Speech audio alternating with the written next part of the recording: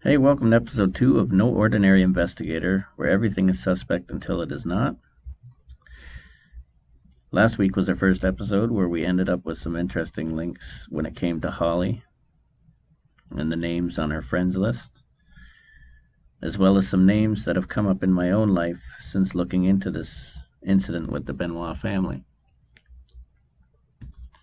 Today we're going to continue that. Right now we're just looking at some of the crime scene photos I've been able to access. But we're going to start by looking into Dennis Fagan, the retired detective from New York, as well as the company he was working for at the time, contracted by WWE, Andrews International. Interesting fact on that, they have seemed to delete any information involving his employment,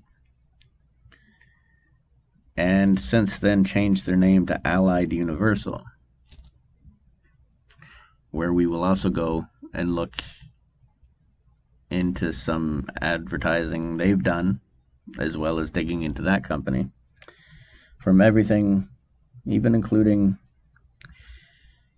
decoding their name, which leads to some interesting facts all in itself. So for now, I'm just going to let the rest of the crime scene photos play, and we'll go from there.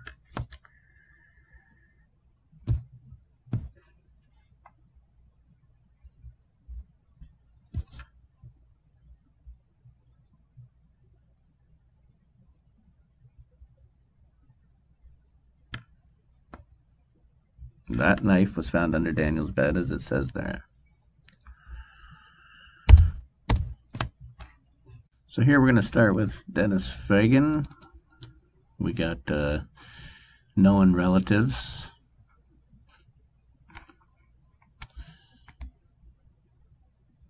Previous addresses.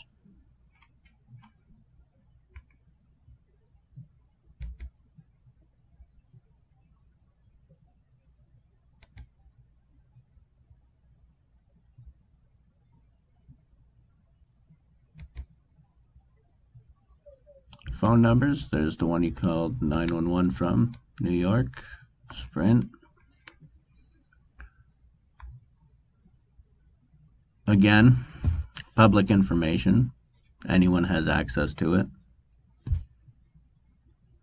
There should be no reason to red flag this video unless they have something to hide.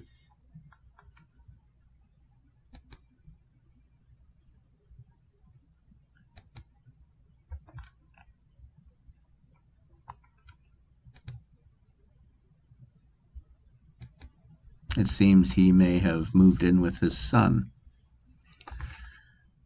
Very little on property for him as an owner,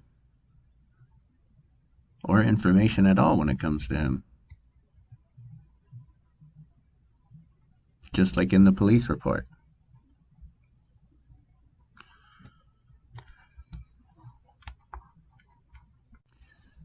Now we're going to take his number and just run it through a quick search on Google for the hell of it. We'll see what we can find.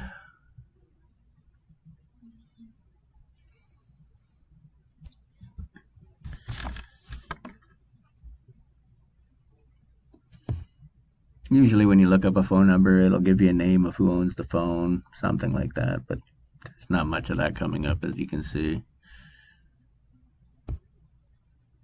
Just a interesting thing is, we end up right at genome research, which is something that I've come into a lot during my investigations, not only what's gone on with my family, but what's gone on with Chris's family. It all seems to go back to genome research, cloning, human trafficking, harvesting, whatever you want to call it. Either way, here's more proof of that. Coincidence? Possibly. But then, like I said, everything is suspect until it's not. My job's to put it out there and see what you guys make of it.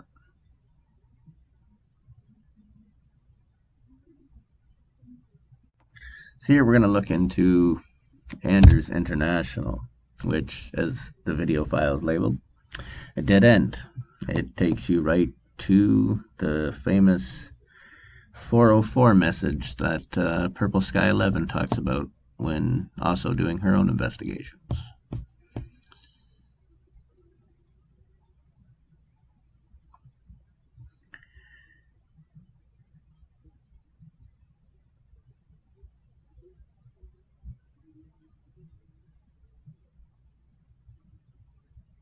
Yeah, just like that. Nothing to find. Now we'll continue to look into Andrews International in this video. I do these clips like this so that way you guys can see where I got and how I got there. There's no just showing you something, but it's literally the search into it.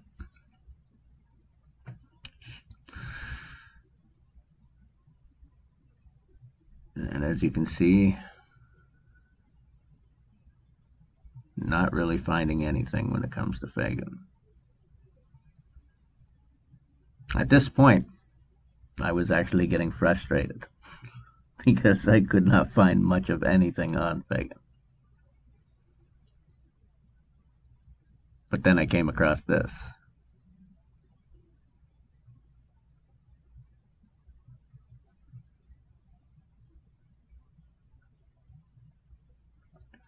The thing is, these guys are contracted by government as well. They've got places everywhere. As soon as I saw it, it was like that movie with Will Smith, Enemy of the State. That's all I could think of. Like with the equipment they have, they could spy on everyone. Look at all the places, all their locations. Safe to say that anywhere you go, they have access to find you.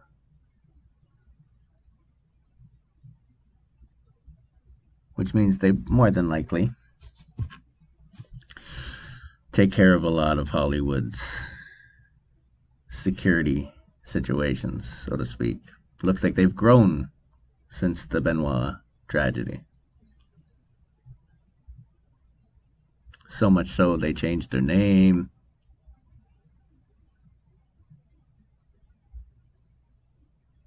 The question is, if Fagan was in fact head of security there, why is he not anywhere on here? Why can't you pull up anything on him? I mean, head of security, that's a pretty important job.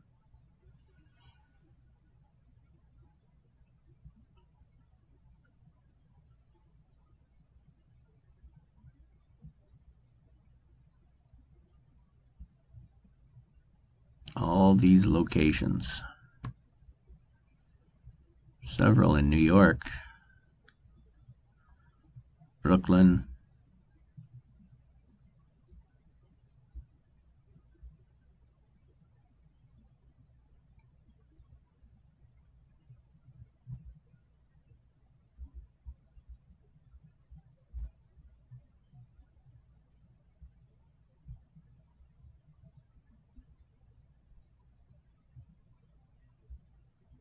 and Canada.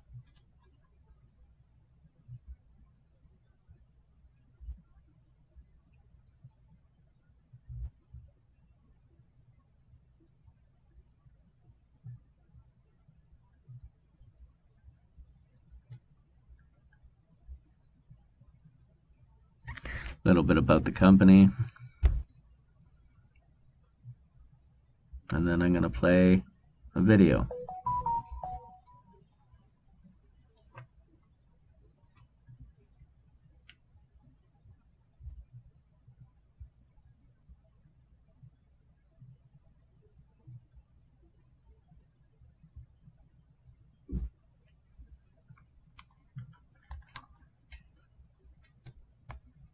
Sorry, the sound wasn't working. Safe. Ingrained into the very fabric of our DNA. DNA. So, security we seek, turning to those we trust for reliability and a sense of comfort. But as we grow, change, and expand our reach to new corners of the earth, our our safety needs evolve and become different from those of the past. The challenges of yesterday are not the challenges of tomorrow. And through it all, Allied Universal is there for you. Together, we band against those harsh realities in new ways, giving you the freedom to love, create, produce, and innovate. Because when we are fearless, humanity thrives.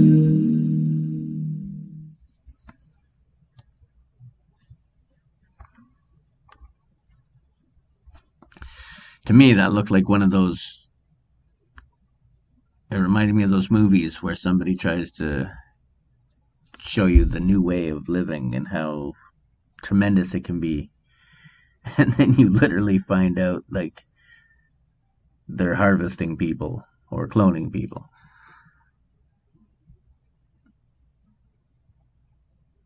Kind of like the Humanity Bureau, except they were killing people.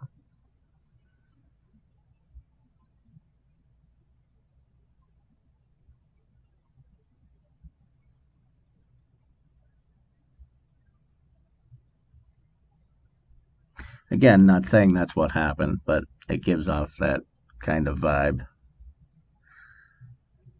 where you're going into a new age kind of deal.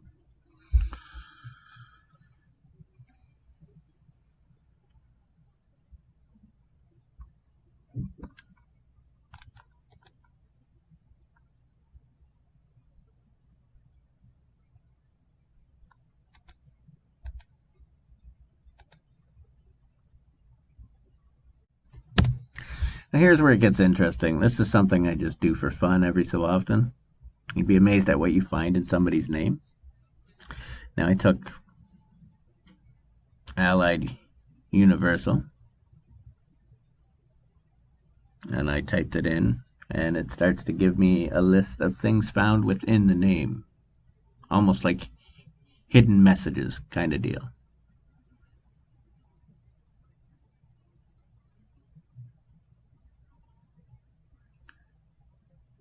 We got Surveil, which whatever. Makes sense. They're a surveillance company after all.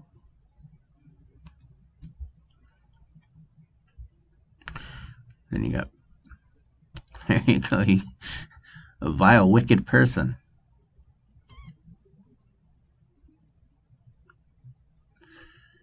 Villainary. Treacherous act.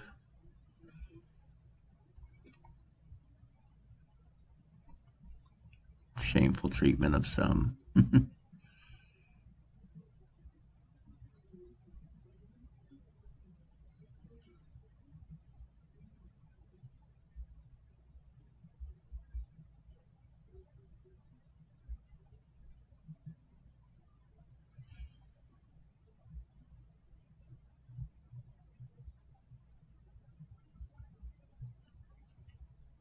We'll keep looking.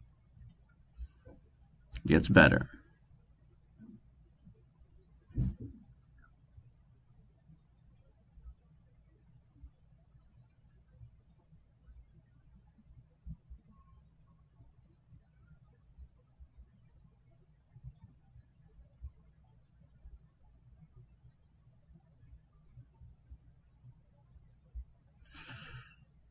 One who foretells the future, one who divines or conjures, or conjectures, sorry. One who searches for underground objects or water using a divining rod, which is something done when you work with magic, so to speak, or the occult world, if you will.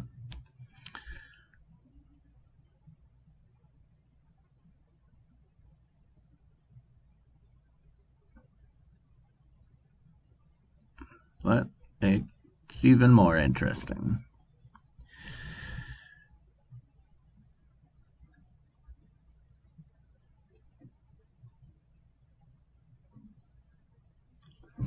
Is the name we'll find shortly.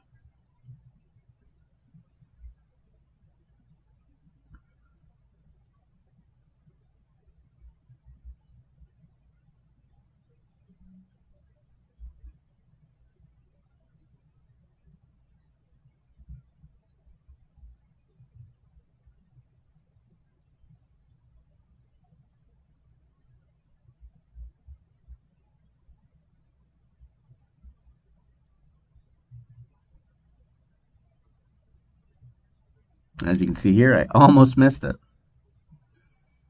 But then, right there, Sullivan. What are the odds of that particular name showing up yet again? It's showing up, obviously, in Chris's life, showing up in my police reports. Now it's showing up here in a decoded name for, which was what once Andrews International and is now Allied Universal. Again, suspicious? I'd say so. Coincidence? It's beginning to seem a lot less like a coincidence over time.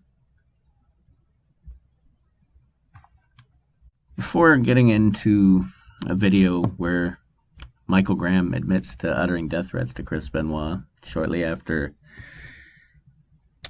Kevin Sullivan decided to give him the belt, saying it was an olive branch.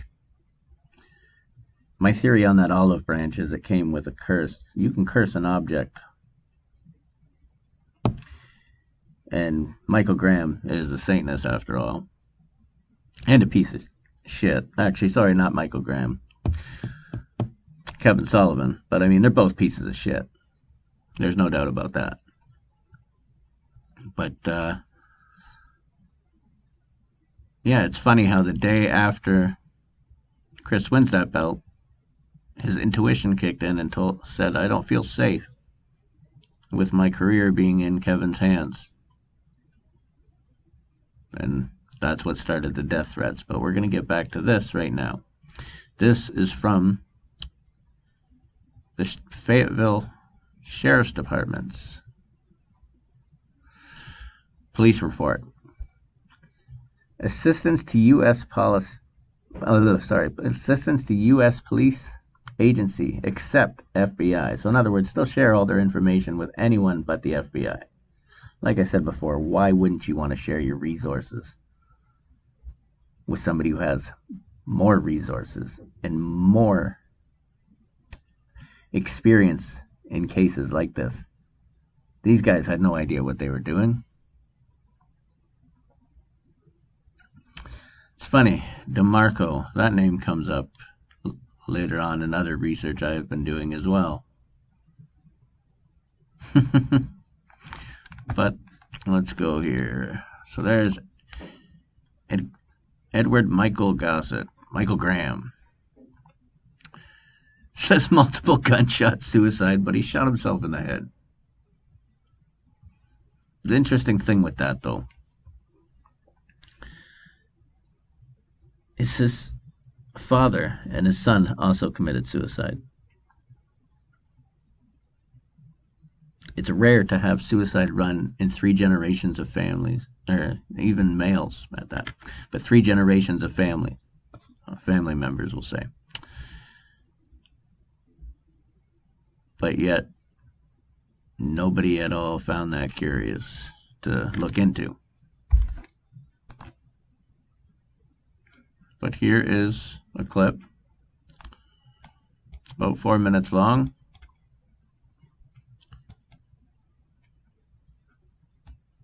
I'll play that for you, and then we'll continue. Bill Bush comes in the dressing room with Kevin and I, and he said, guys, I know what I'm going to do, but I just want to tell you.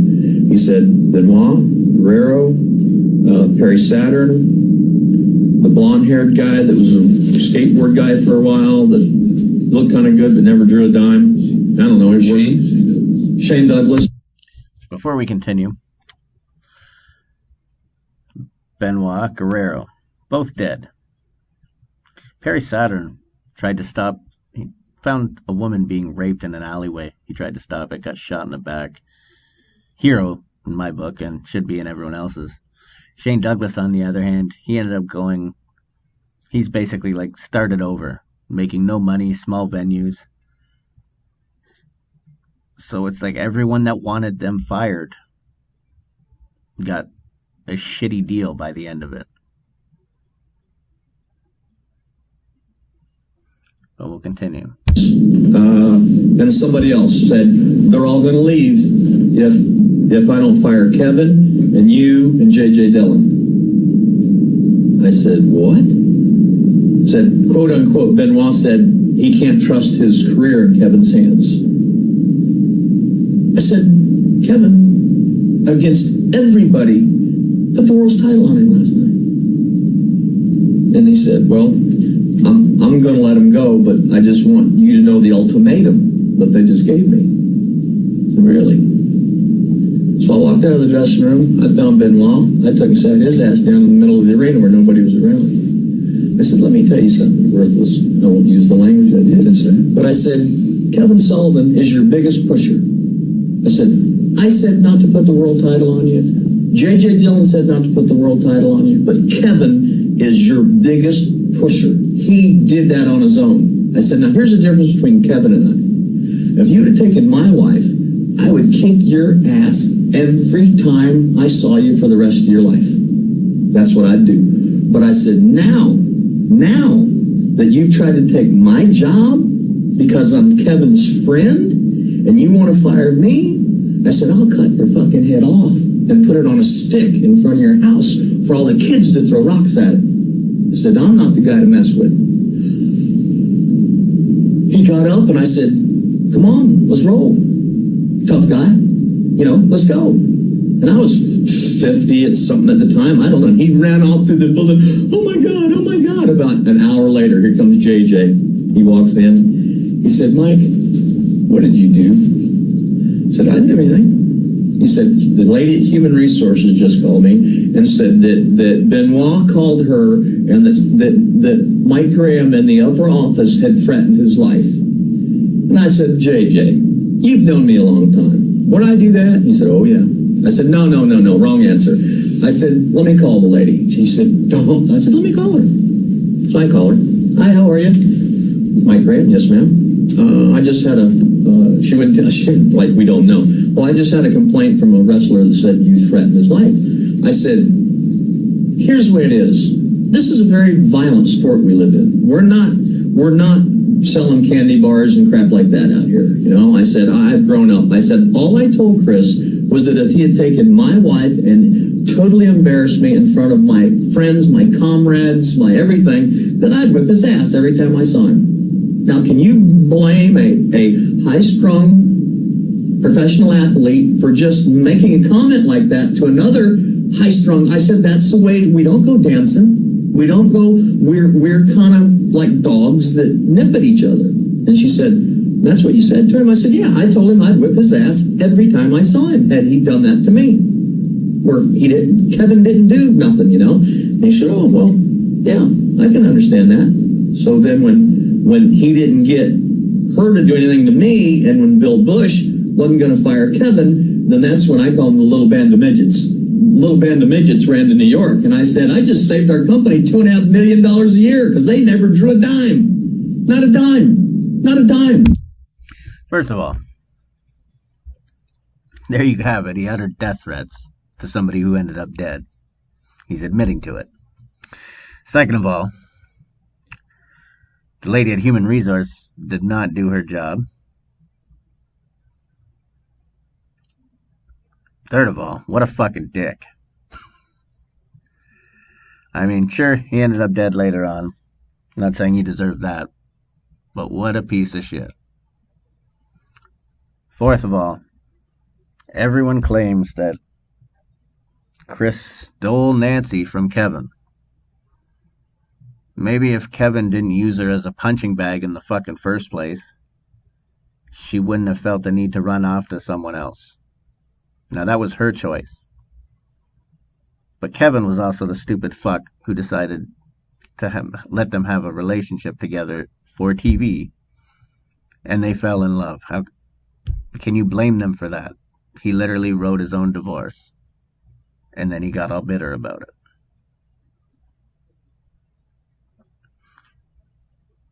And there's one thing that Satanists live for, and it's revenge. But he also said, well, I'm not going to do anything to him because I don't want to lose my job. In 2001, when WCW was sold, Sullivan was fired before that. That goes to tell me that's when he started plotting his revenge. Although the very start of it was in fact the olive branch. As you can see here,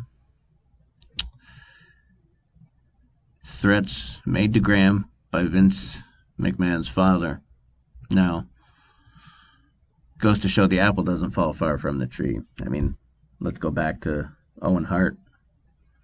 He left at lunch. He left for lunch not wanting to do that.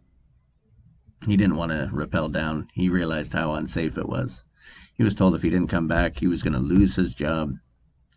Once again, Vince McMahon gets what he wants at the expense of others, with no repercussions on his end. Those children are out a father, that wife is out a husband.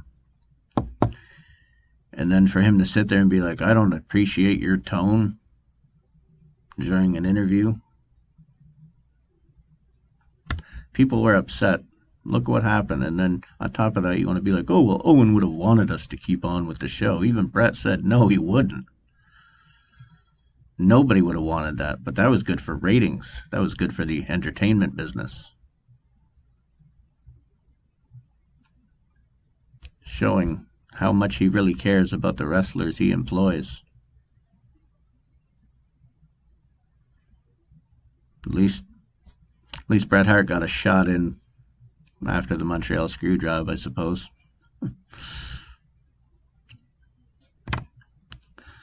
But we'll continue on here. I would explain why, they're willing to share the information with anyone but the FBI.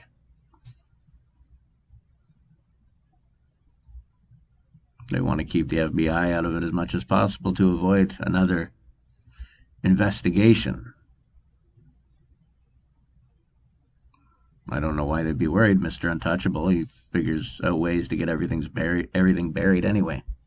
Now, because, as I said, we look into everything suspect until it's not. Michael Graham killed himself 5 days before his 55th birthday. Sometimes numbers mean more than you think. There's hidden messages in everything. So I put it in gematria. Now,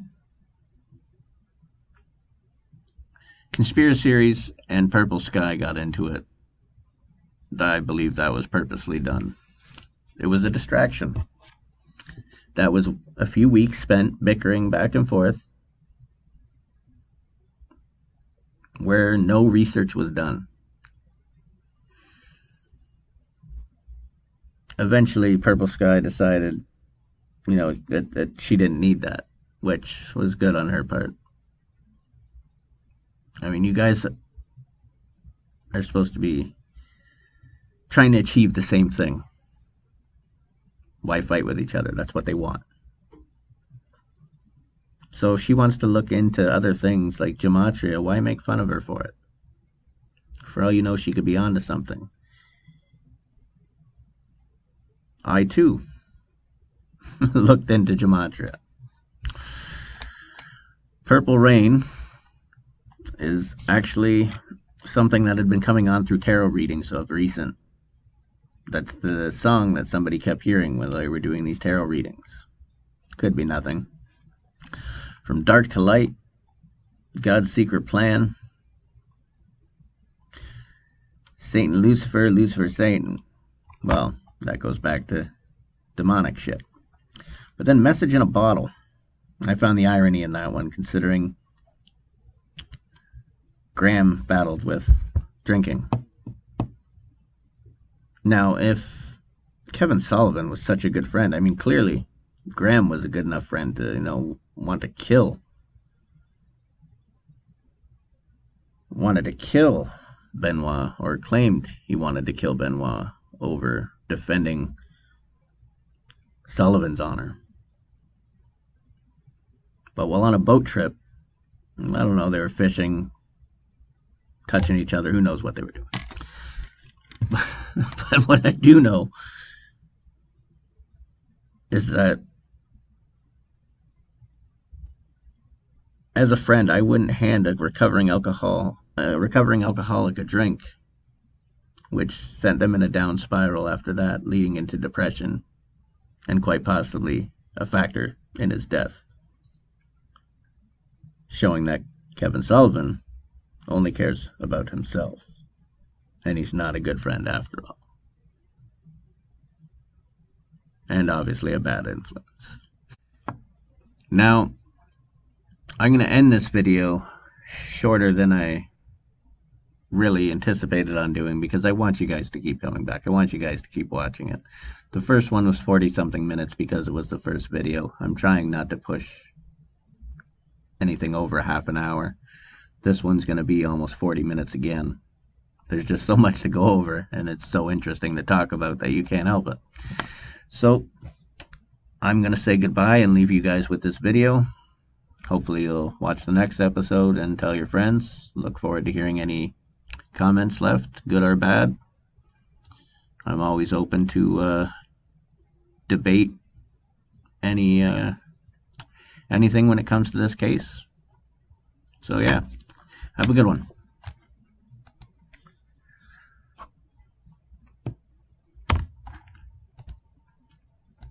Is it true that Eddie Graham would fly his plane drunk from time to time? Yeah.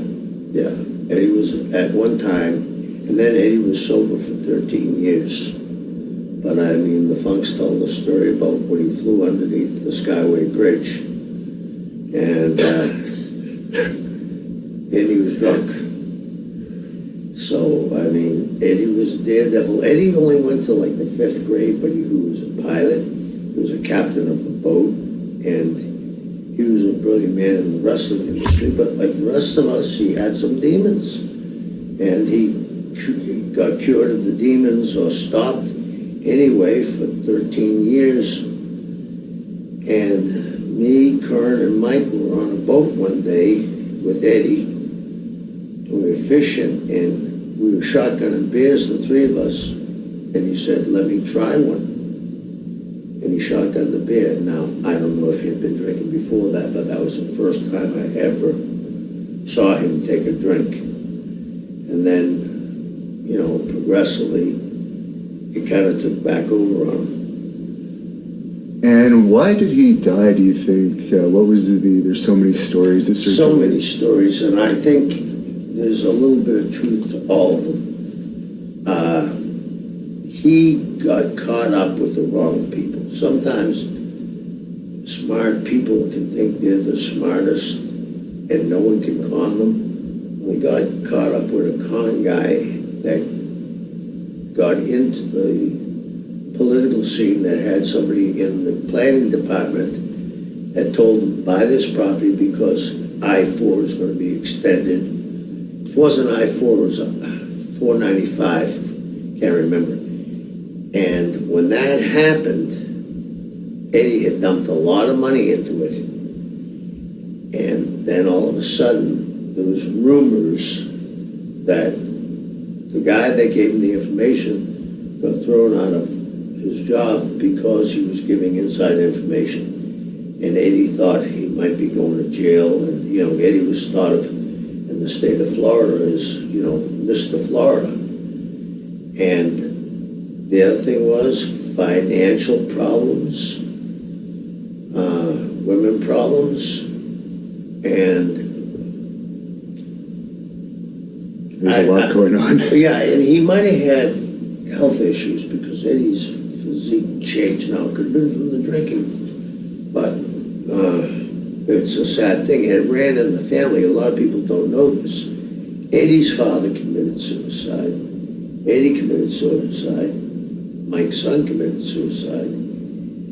I just found out Eddie's brother committed suicide, but he had terminal cancer. And then Mike, so, you know, it may be a suicidal gene or depression. They found out there's a depression gene, so. It didn't get a huge amount of mainstream publicity when Mike killed himself. Right. Did you have any insight into what was going on with Mike since you were close with him? It was a funny thing that happened. Mike and I had been very close at times. When I was tag team with Mike and we had to lose, I would be the one that took the fall, and Mike didn't like that all the time, but he was going to be there. It was going to be his company someday. So when I left Florida and went to different territories, like Atlanta and Knoxville and San Francisco, Mike would come out and do jobs for me. So we were close, and we rode together, partied together, we fished together, dove together, and he had a radio show, and I was his last guest. And after the show, we hung up. Mike was not an outgoing guy with his affection. And after that radio show, he called me up and said, you know, I love you. And I said, what? He said, you know, I love you. He said, and I said, you know, I love you. I've decided I have more to add. So the interesting thing about this particular I love you thing is Chavo claims that Chris said the same thing to him. It was like a forced I love you kind of deal. But both cases, the Graham suicides and Benoit's case, also mention the Super Bowl. Could be a coincidence, obviously. But still, the coincidences keep stacking up. Now that is what I'm going to end it with while I continue the rest of this video. To Mike, he said, no, I love you, and he hung up. And I'm going to say it was like 6 days later, he committed suicide. And it shocked me, and I should have not been shocked, because he said something that, and General Briscoe and I were talking today at the Fan Fest. After Mike's son died, he said to Briscoe and me and his friends, I must have been a horrible son and a horrible father. And Mike went downhill after the son died. I mean, he wasted away to nothing. At one time, Mike had the longest powerlifting record in the state of Florida, 195 pounds. And I know for a fact Mike was clean back then. I mean, no steroids. And he bench pressed 440, which was unheard of for a 195 pounder for a state champion. And that lasted about 18 years. But when I saw him the last time, he was probably maybe 160 pounds, maybe.